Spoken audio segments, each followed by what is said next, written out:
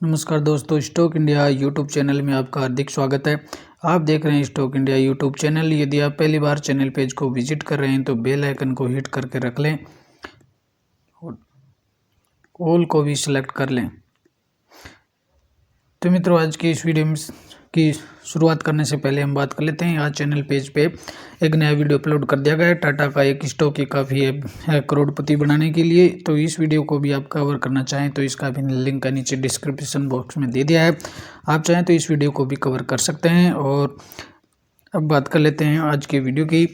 तो मित्रों, आज के इस वीकली जो साप्ताहिक गतिविधि से संबंधित जो वीडियो है, इसमें हम बात करने वाले हैं 9 जनवरी से 13 जनवरी को शुरू होने वाले इस वीक की। तो दलाल स्ट्रीट गपशप में आपका स्वागत है। और ये सप्ताह भी काफ़ी है वो उथल पुथल वाला रहने वाला है। तो इस सप्ताह की हम बात कर लेते हैं। और वीडियो की शुरुआत में सबसे पहले हम बात कर लेते हैं इस सप्ताह के बाजार के डे की। तो इस सप्ताह के जो 5 दिन का जो सप्ताह रहने वाला है, इसमें कुल बाजार है वो 5 दिन है वो शुरू होने वाला है। और 5 के 5 दिन है वो बाजार चलने वाला है। किसी प्रकार की हॉलीडे इस बार देखने को नहीं मिलेगी। तो मित्रों, वीडियो की शुरुआत सबसे पहले कर लेते हैं। इस वीक की सबसे महत्वपूर्ण जो घटना है वो देखने को मिलेगी। और सबसे जो बड़ी जो बात उभर कर के आ रही है, क्वार्टर जो 3 है, क्वार्टर तीसरा जो क्वार्टर है उसके रिजल्ट सेशन की। और तीसरे जो क्वार्टर के रिजल्ट सेशन है, इस वीक से आपको रिजल्ट आते हुए देखने को मिलेंगे। और क्वार्टर 3 का जो रिजल्ट सेशन है उसका ओवरऑल जो प्रभाव है वो बाजार में देखने को मिलेगा। और अक्टूबर नवंबर दिसंबर की जो तिमाही है, जो तिमाही अभी जो समाप्त हुई है, उसके तिमाही जो परिणाम है आपको इस सप्ताह आते हुए देखने को मिलेंगे।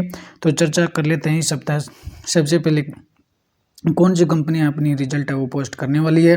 तो सबसे पहले बात करें तो 9 जनवरी से ही कुछ छोट-पुट कंपनियों के रिजल्ट शुरू हो जाएंगे। और सबसे बड़ा जो रिजल्ट है रिजल्ट सेशन में देखने को मिलेगा 9 जनवरी को टीसीएस है अपने रिजल्ट है वो पेश करने वाली है। और इसके साथ ही रिजल्ट सेशन है, रिजल्ट बाजार में रिजल्ट का जो सेशन है उसके स्टार्टिंग शुरू हो जाएगी। और 9 जनवरी को टीसीएस है वो आईटी सेक्टर की एक लीडिंग कंपनी है। और जिसका जो प्रभाव है सभी आईटी स्टॉक्स और इंडेक्स पर देखने को मिलेगा। और टीसीएस है वो 9 जनवरी को अपना रिजल्ट पोस्ट करेगी। इसके साथ ही अन्य कुछ छोटी कंपनियां अपने रिजल्ट है वो पेश करती हुई नजर आएंगी। और बात करें तो इस सप्ताह की मेजर जो कंपनियां, और 11 जनवरी की बात करें तो 11 जनवरी को एलन स्टोन टेक्सटाइल जो एक पेनी स्टॉक्स है वो भी अपनी 11 जनवरी को रिजल्ट पेश करने वाली है। और बाकी बात करें कैफीन इंडिया का जो रिजल्ट है वो भी 11 जनवरी को पोस्ट होने वाला है। बजाज ग्लोबल लिमिटेड का रिजल्ट है वो भी 11 जनवरी को पोस्ट होने वाला है। और कुछ महत्वपूर्ण जो कंपनियां हैं, और बात करें तो 12 जनवरी का जो डे है वो भी सबसे महत्वपूर्ण रहने वाला है। इसमें 3 मेजर जो कंपनियां हैं वो अपने आईटी की वो अपने रिजल्ट पोस्ट करने वाली है। एचसीएल 12 जनवरी को, साइंट 12 जनवरी और इन्फोसिस भी 12 जनवरी को अपने रिजल्ट है वो पेश करेगी। और बात करें तो 12 जनवरी को एक महत्वपूर्ण रिजल्ट रहेगा जीएम बेवरेज का, वो भी अपने रिजल्ट है 12 जनवरी को पेश करने वाली है। डे नेटवर्क के रिजल्ट भी आपको 12 जनवरी को पोस्ट होते हुए नजर आएंगे।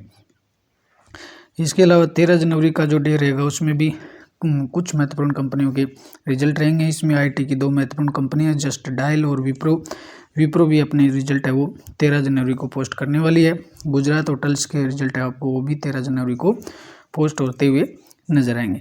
एल&टी फाइनेंस होल्डिंग लिमिटेड है वो भी 13 जनवरी को अपने रिजल्ट है पोस्ट करते हुए नजर आएगी। इसके अलावा बहुत सारी कंपनियां हैं उनके भी रिजल्ट आपको 13 जनवरी को आते हुए देखने को मिलेंगे। आदित्य बिरला मैनी का रिजल्ट है वो भी आपको 13 जनवरी को पोस्ट होते हुए देखने को मिलेगा। और एचडीएफसी बैंक है वो उसके रिजल्ट भी आपको 14 जनवरी को आते हुए देखने को मिलेंगे। कुल मिलाकर ये जो इस सप्ताह का जो रिजल्ट सेशन है काफ़ी बाजार के लिए महत्वपूर्ण रहने वाला है। तो इन रिजल्ट पर पूरे बाजार की वो नज़र रहने वाली है। और मित्रों, बात कर लेते हैं डोमेस्टिक मैक्रो इकोनॉमिक्स डाटा की। तो इस सप्ताह कुछ डोमेस्टिक मैक्रो इकोनॉमिक डाटा है वो भी आते हुए देखने को मिलेंगे, जिन पर भी पूरे बाजार की रिजल्ट की निगाहें रहने वाली है। तो इस बात करें इस सप्ताह के सबसे डोमेस्टिक डाटा में तो सीपीआई इन्फ्लेशन का जो डाटा है सबसे महत्वपूर्ण रहने वाला है। और दिसंबर माह के लिए जो रिटेल जो महंगाई है उसके आंकड़े हैं वो काफ़ी अहम होते हुए नजर आएंगे। और इन पर भी बाजार की पूरी नज़र है वो रहने वाली है। हालांकि एनालिसिस्ट के एक अनुमान के अनुसार जो फूड जो प्राइसेज है उनमें गिरावट के बावजूद जो महंगाई लगभग 6% के आसपास रह सकती है। और जो 6% के आसपास की जो महंगाई वो आरबीआई की प्राथमिकता के अनुरूप ही है और इसमें कोई महंगाई का कोई बड़ा फिगर निकल करके नहीं आ रहा। दूसरी तरफ बात करें तो गुरुवार को आपको इंडस्ट्रियल और मैन्युफैक्चरिंग जो प्रोडक्शन का डेटा है वो भी जारी होगा। इसके अलावा 6 जनवरी को जो समाप्त सप्ताह हुआ है उसके लिए विदेशी मुद्रा भंडार फॉरेन एक्सचेंज रिजर्व है, उनके डेटा भी आपको शुक्रवार को रिलीज होते हुए देखने को मिलेंगे। तो डोमेस्टिक मैक्रो इकोनॉमिक डेटा में ये आपको 2 डेटा है वो महत्वपूर्ण इस सप्ताह महत्वपूर्ण होने वाले हैं, सीपीआई इन्फ्लेशन का और दूसरा फॉरेन एक्सचेंज फॉरेन रिजर्व का डेटा है और दूसरा इंडस्ट्रियल और मैन्युफैक्चरिंग प्रोडक्शन का डेटा भी इसी सप्ताह आते हुए देखने को मिलेगा। और वो बात कर लेते हैं ग्लोबल मैक्रोइकोनॉमिक डाटा की।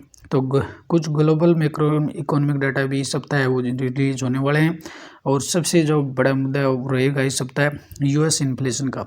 तो अमेरिका में जो महंगाई का आंकड़ा है वो गुरुवार को जारी होगा और एक्सपर्ट के अनुसार दुनिया की सबसे बड़ी जो इकोनॉमी है उसमें दिसंबर में महंगाई है 6.5 से 7% के रेंज में रहने की उम्मीद है, जो नवंबर में 7.1% के आसपास रही थी और दिसंबर 21 के बाद जो सबसे कम थी।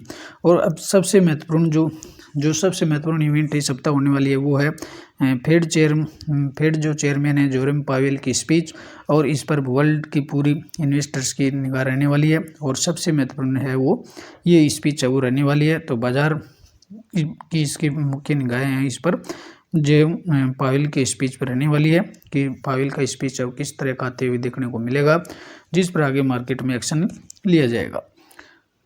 और अब बात कर लेते हैं एफआई और डीआईज सेंटिमेंट्स की।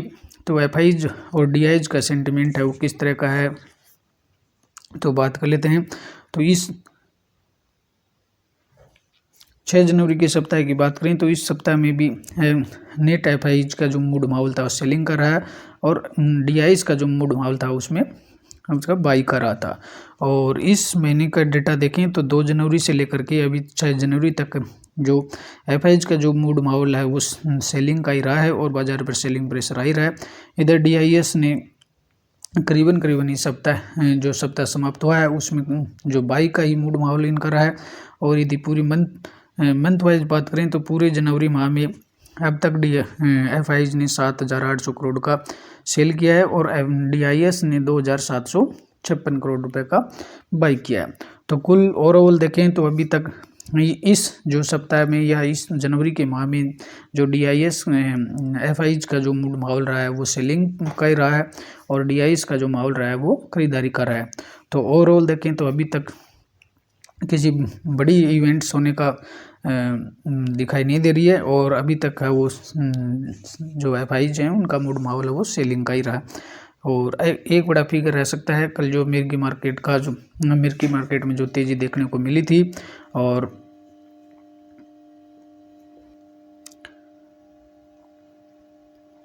सप्ताह के अंतिम दिन जो अमेरिकी मार्केट में है वो 2% तक की तेज़ी देखने को मिली। हो सकता है उसके बलबूते एफआईज का मूड माहौल चेंज हो और सेंटिमेंट है वो पॉजिटिव होते हुए देखने को भी मिल सकता है।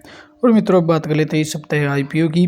तो इस सप्ताह किसी प्रकार का आईपीओ देखने को नहीं मिलेगा, अलबत्ता शाह पॉलीमर्स का जो आईपीओ है आपको उसकी लिस्टिंग होते हुए इसी सप्ताह आपको देखने को मिलेगी। तो इस सप्ताह केवल ये एक आईपीओ लिस्टिंग होते हुए देखने को मिलेगा। और अब बात कर लेते हैं इंडियन विक्स की। इंडियन विक्स क्या कहलाता है तो इंडियन जो वोलेटिलिटी जो इंडेक्स है उसकी भी बात कर लेते हैं।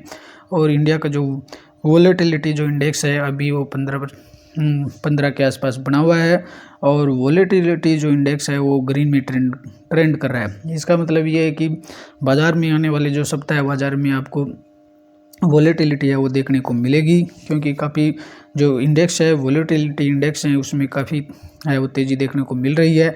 और इसके निहितार्थ ये है कि बाज़ार में है वो वोलेटिलिटी आने वाले सप्ताह है वो वोलेटिलिटी भी देखने को मिलेगी।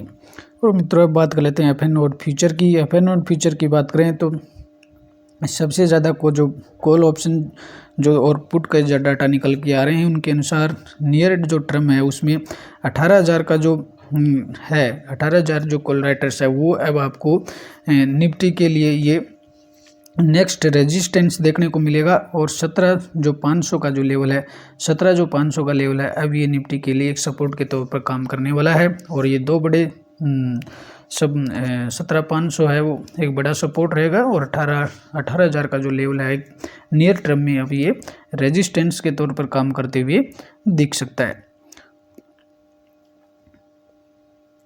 और मित्रों अब बात कर लेते हैं क्रूड ऑयल की।